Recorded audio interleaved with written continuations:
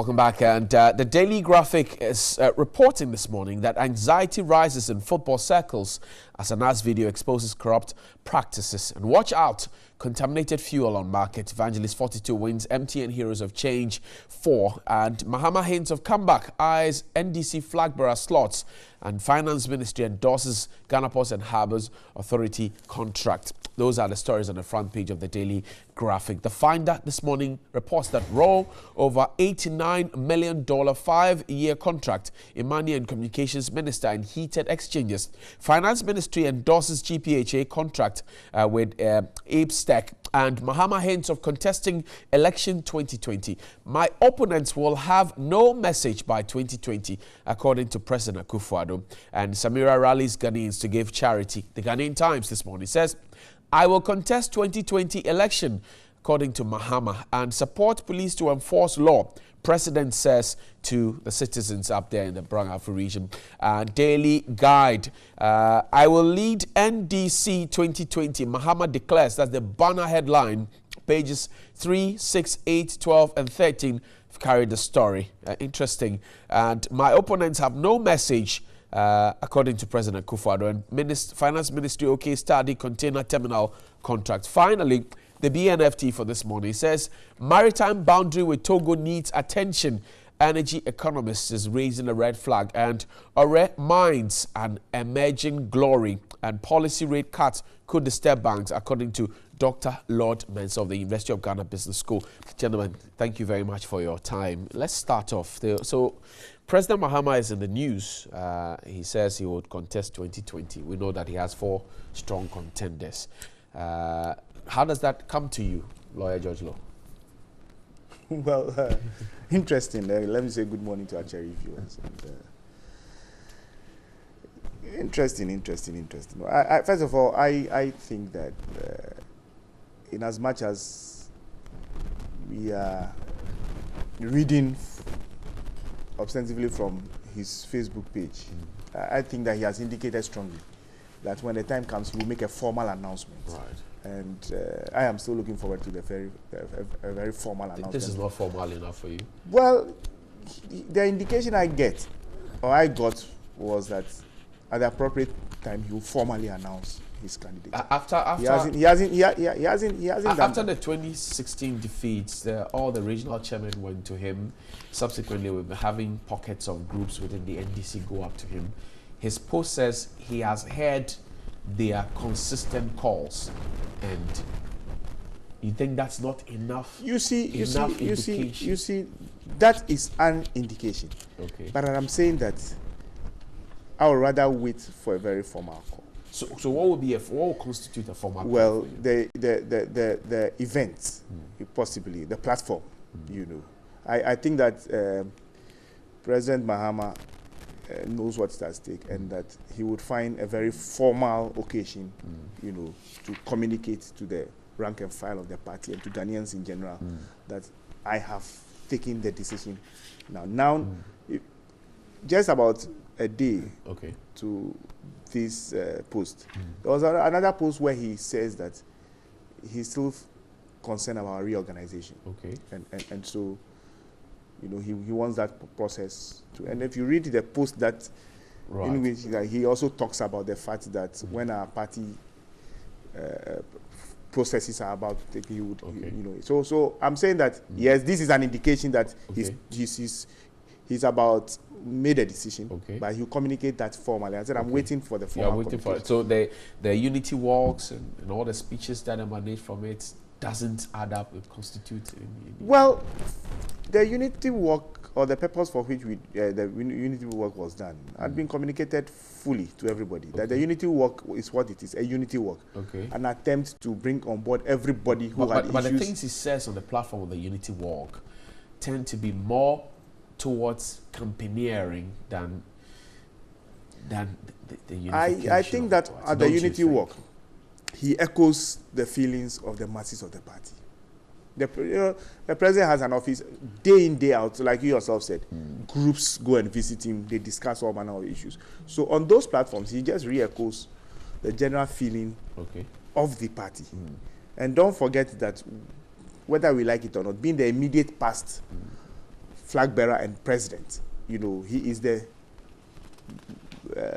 as one of the most famous face of the party today, and therefore he's leading the unity work, as it were, or being the face of the unity work for us, helped us as a party to galvanize the masses and to bring everybody on board. I don't know if you attended any of the unity works. I have the one in the Shanti region. Yes, and cover it, yes, and you went to cover it, and you saw.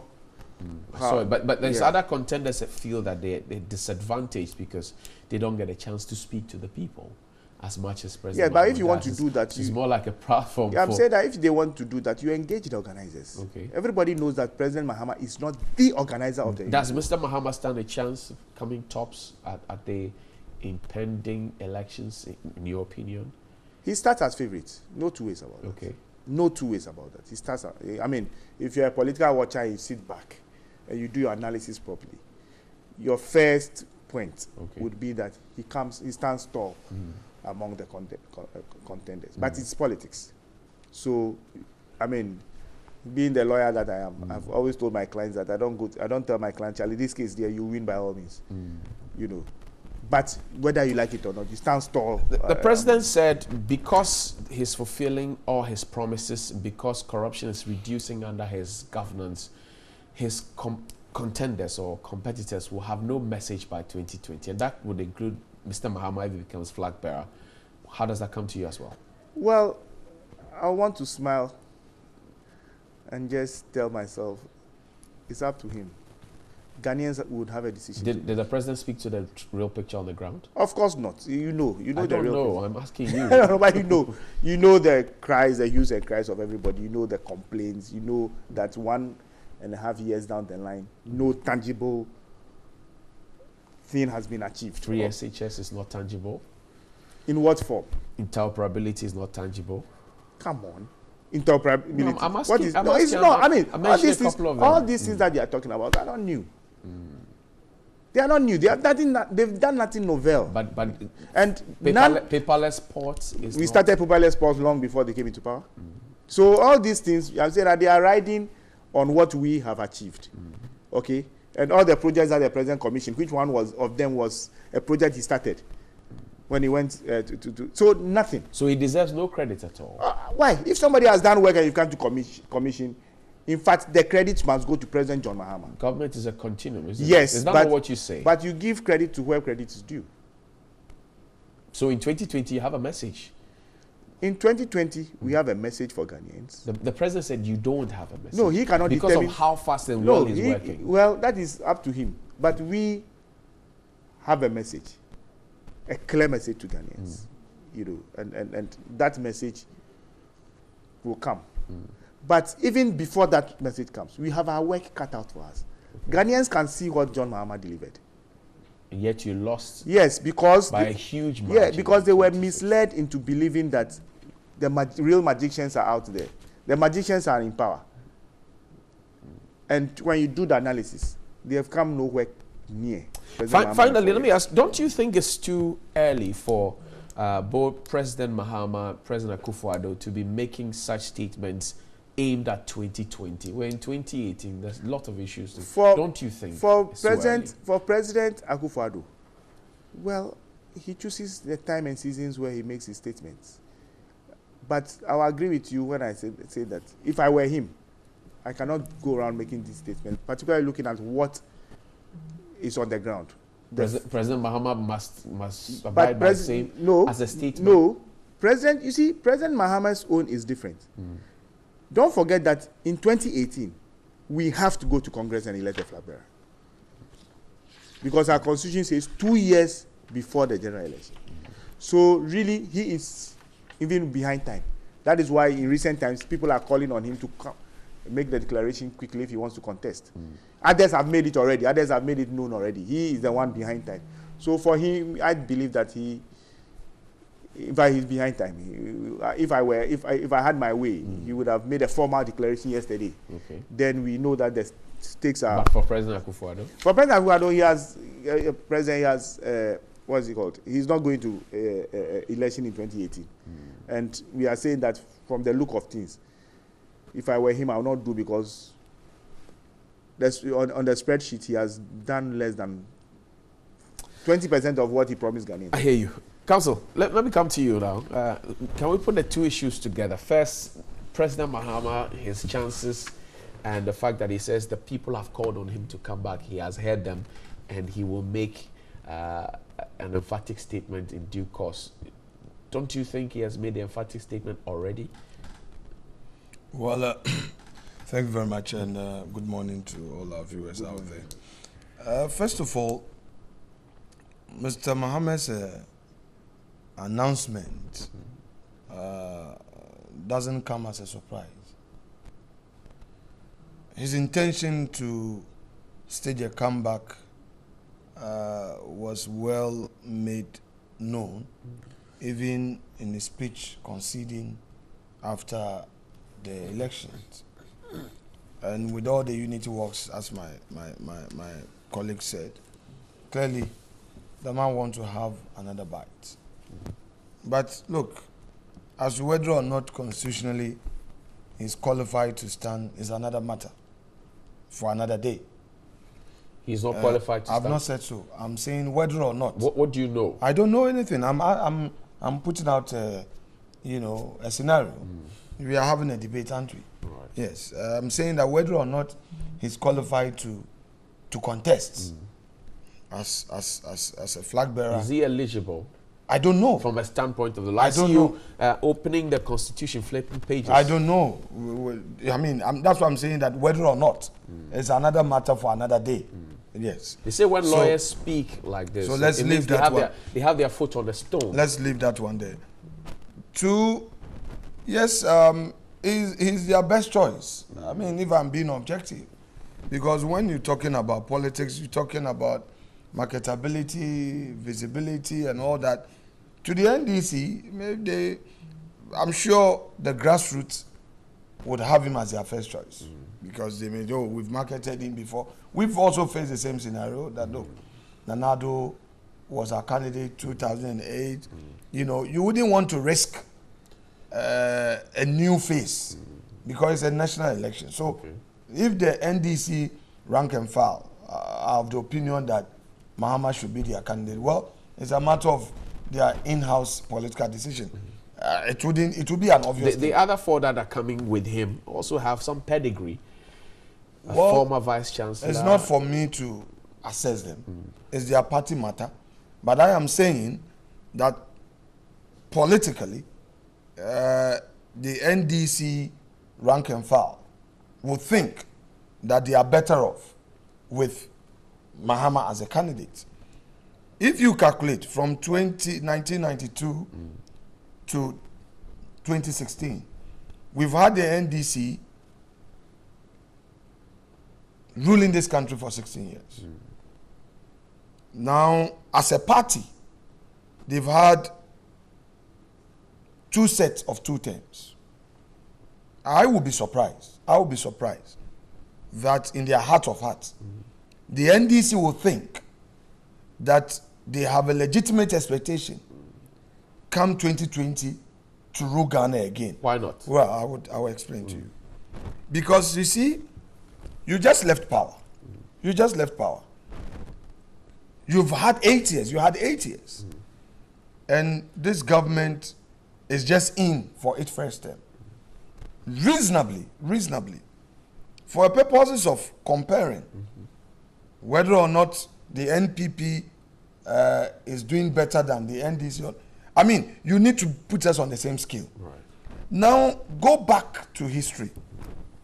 NDC had 8 years, 92 to 2000. Right. And Kufuor came, and also and NPP came and had another 8 years. At the time NPP was leaving office, Ghanaians could compare. Let's situate it on issue of social intervention policy, for instance. At the time NPP assumed office, with all the 11 years PNDC and 8 years NDC, we still had cash and carry. All right? There were issues with youth employment. There were issues with public transport system. there were issues with our cocoa production. How does that sit with President Mahama's candidature? Very well. I will explain to you. So for 8 years, Kufuor was able to introduce and implement successfully the National Health Insurance Program, the Youth Employment Program, which was introduced to address the issues at the grassroots, the informal sector, the youth who could not make it up, who were loitering on our street. He was able to address that problem. Metro Mass was introduced. School feeding was introduced to address poverty issues where parents could not afford what are you suggesting? To go to school. Now, all these within 8 years, added to, coupled with the discovery of oil, which had been in our books for many years, that eventually when Kufuor made it, the NDC described it as discovery of Ajongo and all that, because they didn't believe it, that he had made it. Now, but you want to give them credit for doing underground works before that discovery was made. With all these, we were able to say that for 8 years, Kufuor introduced these. So you can say, oh, Kufuor bus. The grassroots will say, oh, Kufuor bus. The grassroots could say, oh, the cocoa mass spraying program that was introduced. The school feeding, which was introduced. They could even say Kufuor gallons. The school feeding. Oh, I kept quiet for you. Oh, no, I didn't say anything. I just... Leonard, I kept quiet for you. The school feeding which was introduced. The LEAP, where old age people in a certain level of poverty, the household registration, where they were given some stipend. These were social intervention programs that the MPP for 8 years were able to introduce. Now let's come back to the litany of things achieved. Not litany. These are real things that you ask. You ask the question. Please, Johnny, hold on. No, we don't have. I mean, but we were quiet for him to make the point. Now we are talking about the Nanado government. Okay. We are in our second year, NPP. First year, this government demonstrated commitment to its blueprint. The blueprint as contained in the manifesto. I am going to introduce free SHS. There are problems with introduction. There are problems with implementation. But the commitment to get it done is there, and it's been done. Your promise was for 3 years. You have done just 1 year.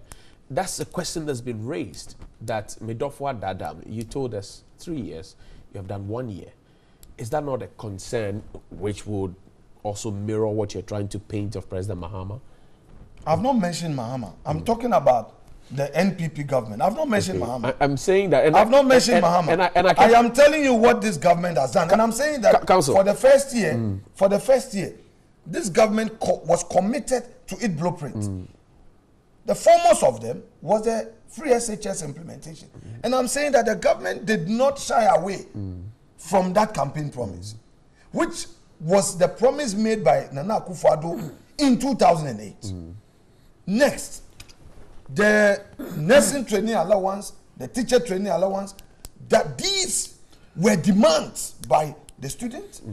President Mahama was bold in saying that, look, looking at the structure of my government, looking at my policy, this thing is a no-go. If you vote against me, I can't do it. He was clear, he said so. But Nanado came. The government said, look, we are going to restore, same has been done. Let's look at graduate unemployment. The NAPCO, people have expressed their own concerns, and I agree. But the NAPCO, which is the Nation Builders Corps, is aimed at addressing, in the short term, the graduate unemployment which we have in this country. Look, if the government is talking about I think one district, one factory. Council, respectfully, I think that you're... At least if you allow me to land... You always tell me you're going to land, but you never land. No, I do. I think you're broadening the conversation. My question is, you're telling me what the achievements of the government is. That's the second tier of the question I asked. My first question is, President Mahama has indicated, George Lowe says he's waiting for a formal announcement, but he's indicated his interest to contest for 2020. I'm asking you, does he stand a chance? Oh, internally. Okay. Internally, he is most likely, fairness. Internally, he's most likely to carry the flag of his party. Okay. Internally. as to the external thing, I've already raised a point that whether or not the man qualifies is another debate. Okay. And you're not ready to put flesh on that skeleton? There is no skeleton at all, anyway.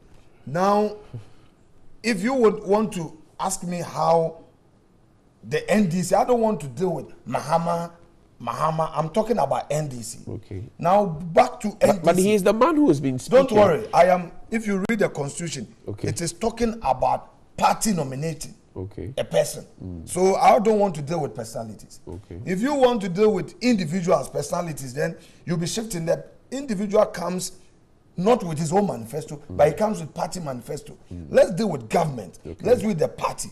So now, if you want me to talk about the chances of NDC, I will say that, look, the NDC just left office after being in government for 8 years. With all the issues that we raised as Ghanaians, don't you think it would be highly unreasonable to suggest again that a new government haven't come into office just after 4 years, the NDC claiming that, oh, we have suddenly found a solution to what we could not do? No. It would be unreasonable to make such a suggestion that, oh, the NDC can better do it. And I'll give you some history. That they had this opportunity before. They had 8 years before NPP came. But within the 8 years, if you ask George, my very respected senior, that he should give us a single social intervention policy, introduce and implement successfully within the 16 years that the NDC had, he can't give one. And I challenge him on that this morning. But we can. So I put it to him. He said when yes, he's talking, good. I don't right, want to good. do that. So, so I'm saying that for 16 years. Wrap but for then, me. good. But then you can count many under 8 years. The president. And we have had another opportunity, and so far you can count two major. The president said the free SHS and the NAPCO. Because of that. Yes. Now because of that, we're wrapping up. Just 1 minute. Very because of that, his opponents will have no message in 2020. George Lowe says, obviously, the president doesn't see the situation on the ground. Mr. President is being positively optimistic, knowing what he has started. He is saying that, look, hold me on the account of my blueprints. I have said I will do A, B, C, and D.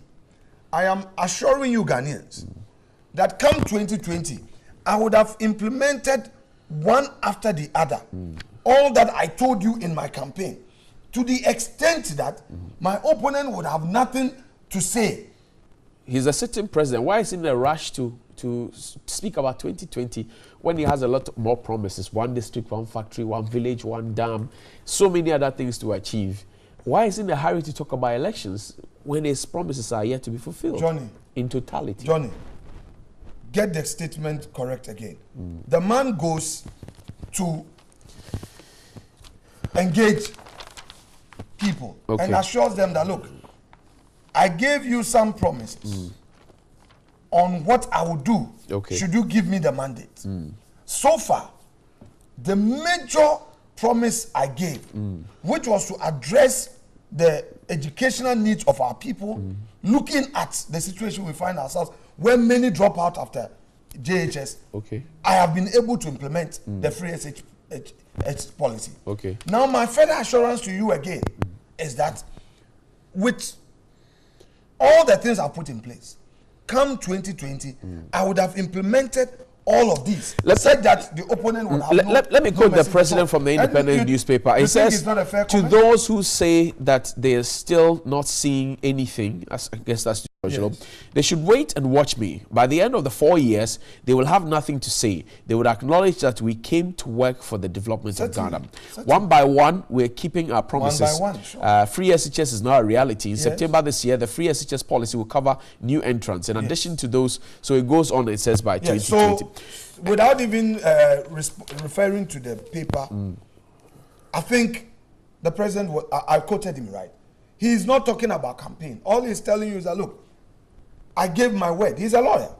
And one of the things he knows is that a lawyer, you give your word, you go by it, you earn the trust of the people.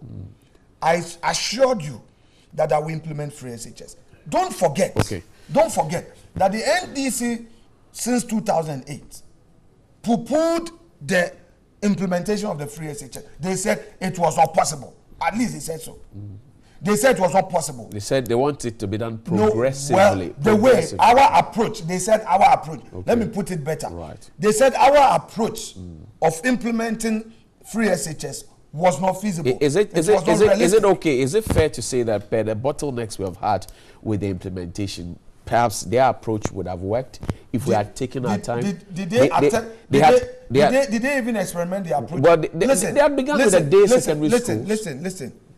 Beginning a day secondary school is not an approach, please, with the greatest respect. Everything, like the health insurance, it had a teething problem.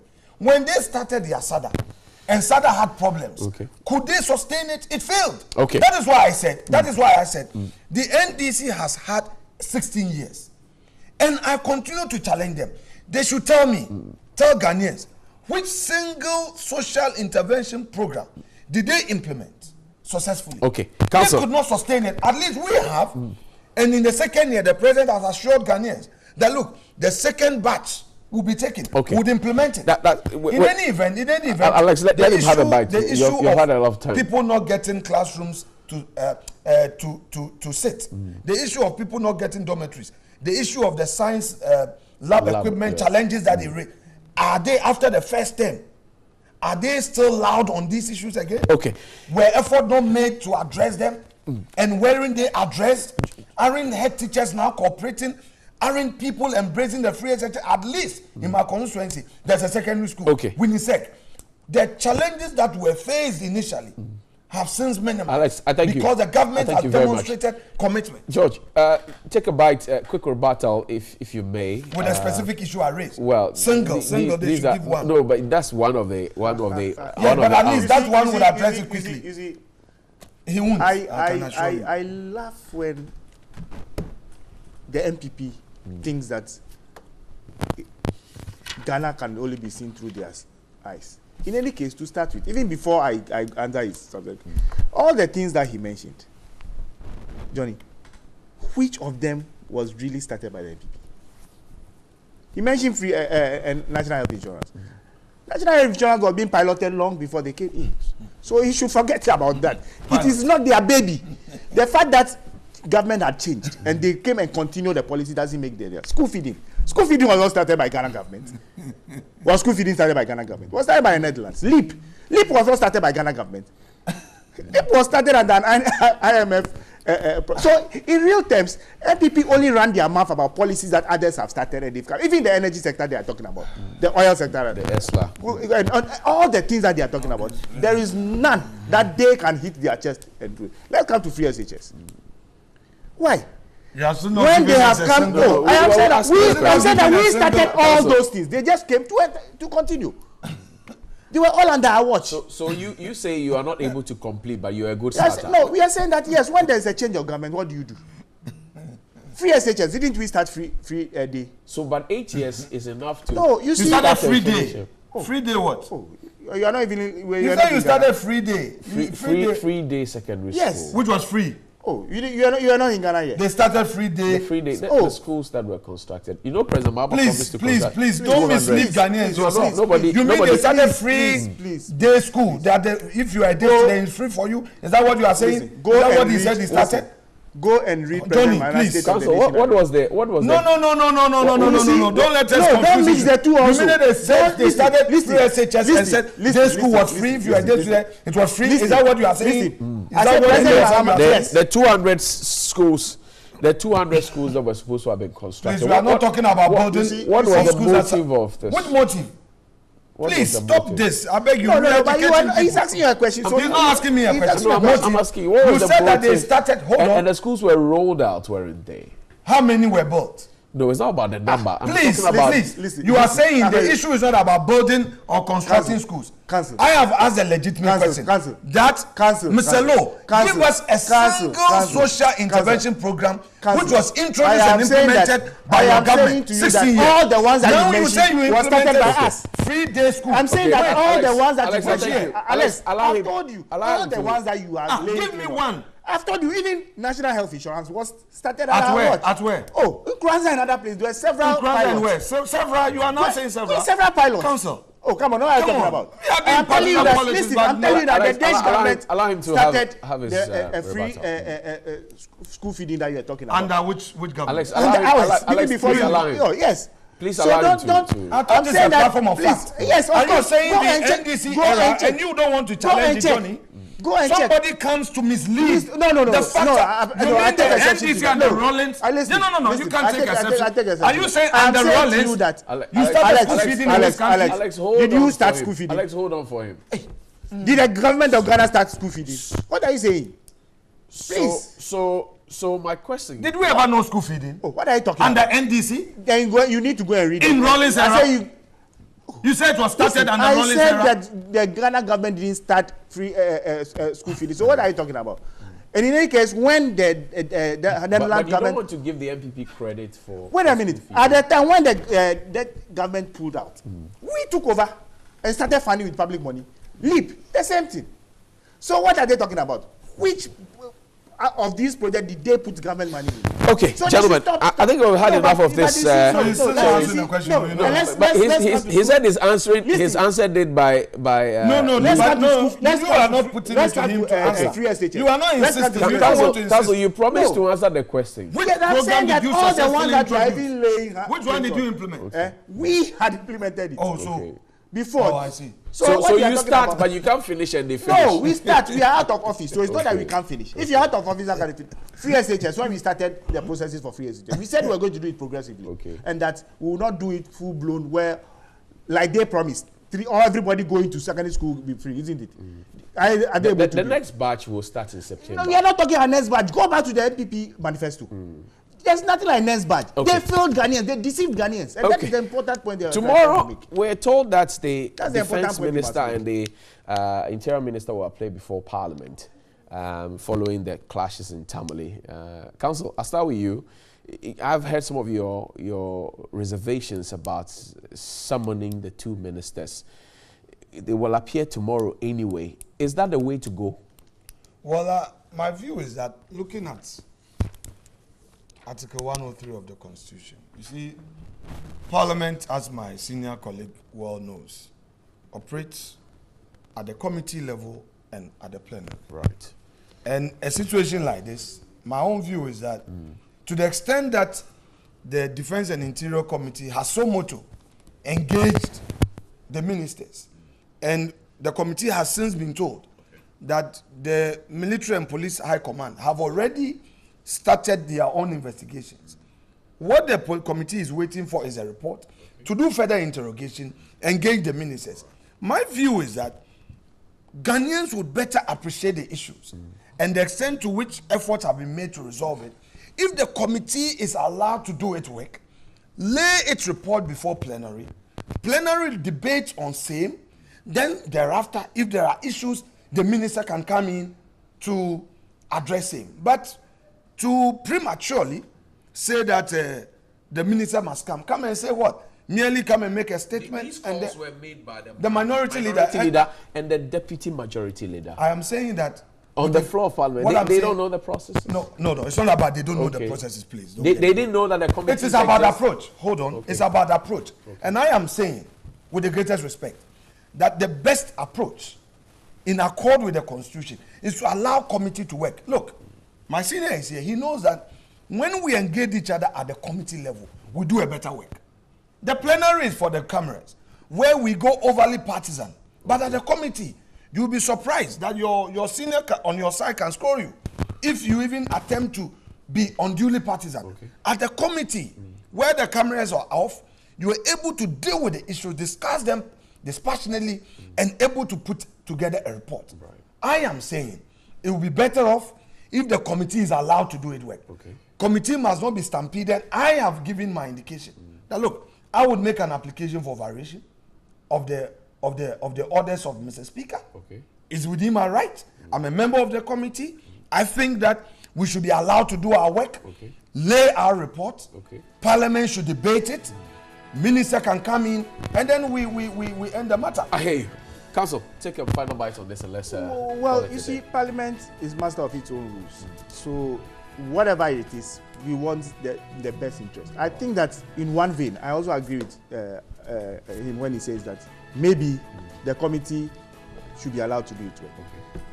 Because at this point, if indeed we can stand by the words of the joint military and police committee saying that they are going to conduct investigation. Right. It tells me that the investigation is still what? Ongoing. Right. So when the minister comes, he's coming to talk platitudes, coming to speak English. Because if they haven't finished their investigation, he hasn't got all the facts. Exactly. So for me, I think that... Is it a knee-jerk reaction? The call, the invitation. You cannot say that knowing full well that this is the structure of Parliament, the committees have been set to work. Yes. And they have actually started working. Then we get you see where you have a situation like we have in our hands. There's even panic in the system. Right. And so it will not be out of place for people to say, look, we want to hear from the minister what is happening. Right.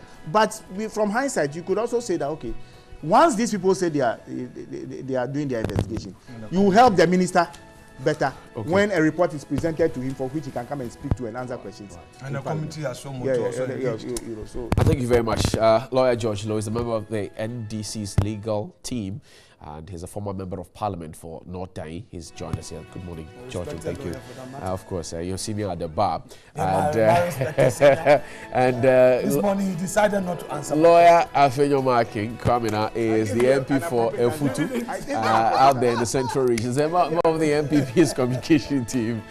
I thank you very much for your time. Have a great time. Don't flare your emotions up. They're friends anyway. They'll go and drink tea. We'll be back with sports and more. Stay with us.